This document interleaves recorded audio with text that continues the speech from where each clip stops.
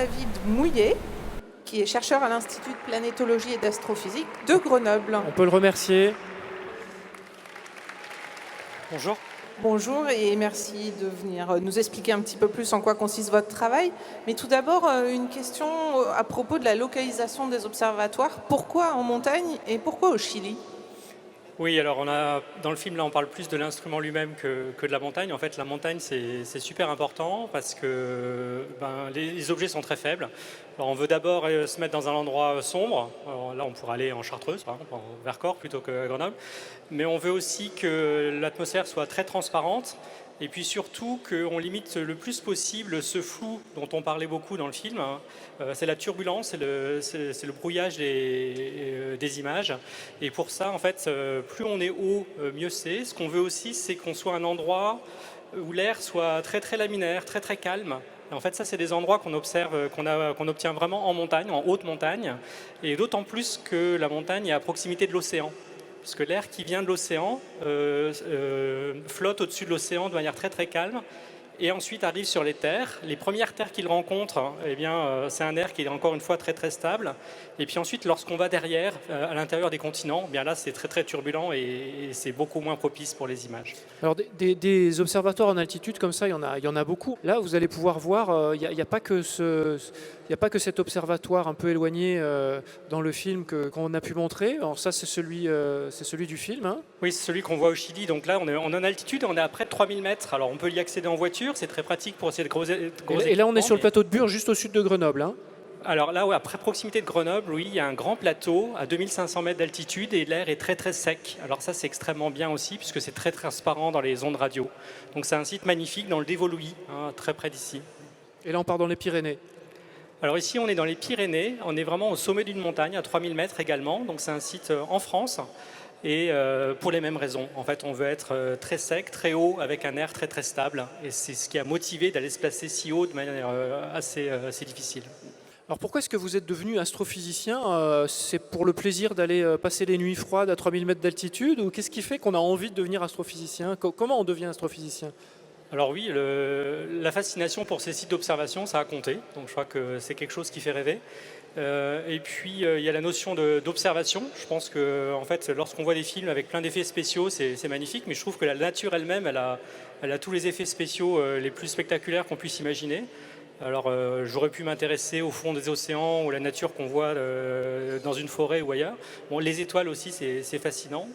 Et puis il y a autre chose aussi qui me fascine, c'est que en fait c'est un sujet où à chaque fois qu'on se donne la peine de faire des nouveaux instruments, et on peut le faire avec des nouveaux détecteurs, des nouvelles optiques, des nouvelles idées, à chaque fois qu'on se donne cette peine-là, on voit des choses tout à fait nouvelles qui sont complètement surprenantes. Donc il y a 20 ans, on ne savait pas s'il y avait des exoplanètes, des planètes autour d'autres étoiles. Maintenant on le sait, on sait qu'elles sont très diverses, qu'elles sont très nombreuses. Donc c'est un sujet qui avance très vite. Donc en fait on est émerveillé à chaque fois qu'on met en place des nouveaux instruments d'observation. On sait qu'il y a d'autres planètes, mais pour en revenir au film et à l'instrument de détection un peu particulier, SPHERE, est-ce qu'on peut vraiment voir les planètes avec SPHERE ou est-ce qu'on les détecte par des signaux autres que visibles ? Oui, non, c'est vraiment ça la nouveauté. En fait, les premières exoplanètes et les premiers milliers d'exoplanètes en fait, ont été observés de manière indirecte. C'est-à-dire qu'on voyait la planète, elle est toute petite, elle est très très faible. Donc au début, c'est pas ça qu'on a vu, c'est qu'on a vu simplement la lumière de l'étoile qui était modifiée à cause de la planète. C'est pour ça qu'on appelait ça des méthodes indirectes. Et maintenant, c'est un peu les premières fois où on peut voir effectivement non plus la modification du signal de l'étoile. Et avec SPHERE, là maintenant, cette fois-ci, on va vraiment voir la lumière qui vient de la planète elle-même. Et ça nous donne des informations directement sur cette planète-là. Donc ça permet vraiment de la voir. Et donc cet instrument, on l'a vu, est installé sur un observatoire, sur un télescope terrestre pour permettre de stabiliser l'image. Mais est-ce qu'on pourrait imaginer l'installer sur un télescope embarqué, sur un satellite, pour voir encore plus loin dans l'univers ? Oui, alors c'est envisagé. On a commencé à le faire au sol parce que c'est quand même beaucoup plus facile pour faire tous les ajustements, tous les développements qu'on veut faire. Et puis on peut avoir au sol des télescopes beaucoup plus gros. Donc ça, c'est un gros avantage. Donc à partir du moment où on arrive à corriger ces défauts de l'atmosphère, d'aller se placer sur ces montagnes, on peut le faire. Maintenant, plus tard, on voudra aller dans l'espace. C'est des choses qui sont considérées maintenant en Europe, aux États-Unis. L'avantage, c'est d'avoir des choses beaucoup plus stables. Et là, pour le moment, les planètes qu'on arrive à voir, c'est les grosses planètes, simplement. Des planètes comme Jupiter ou même plus grosses. Et ce qu'on veut faire dans peut-être 10 ans, dans peut-être 15 ans, mais on s'y prépare maintenant, c'est de voir des planètes plus petites, comme la Terre. Et là, d'être dans l'espace, ça sera vraiment une aide très importante. Alors, on a tous envie de se poser la question, est-ce qu'il y a une vie extraterrestre? Alors, ça paraît un peu bête comme question.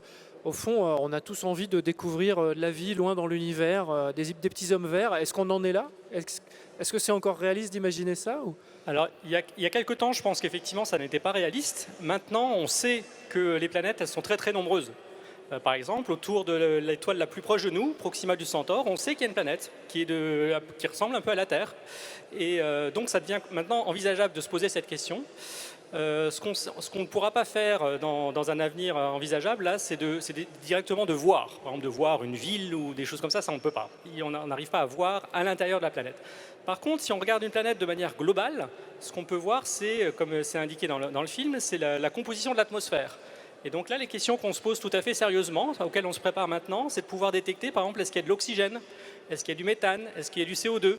Et par exemple, l'oxygène qui est vital pour nous, on sait que sur la planète Terre, l'oxygène n'existe que parce qu'il y a de la vie. S'il n'y avait pas de vie, s'il y avait beaucoup moins de forêts ou beaucoup moins de plancton, l'oxygène se fixerait dans les sols très très rapidement.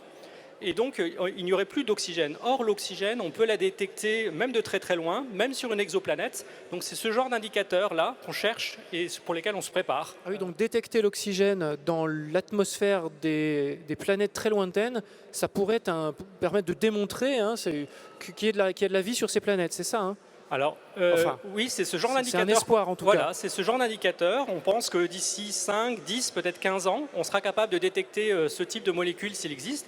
Et après ça, il restera toujours à se convaincre, effectivement, quelle est l'origine de cet oxygène, comment elle a été produite. Mais ça pourrait être des très très bons indicateurs de la diversité des planètes et est-ce que les conditions de vie peuvent être réunies. Ça fait vraiment rêver. On va remercier David Mouillet, Merci. donc de l'Institut Planétologie et d'Astrophysique de Grenoble.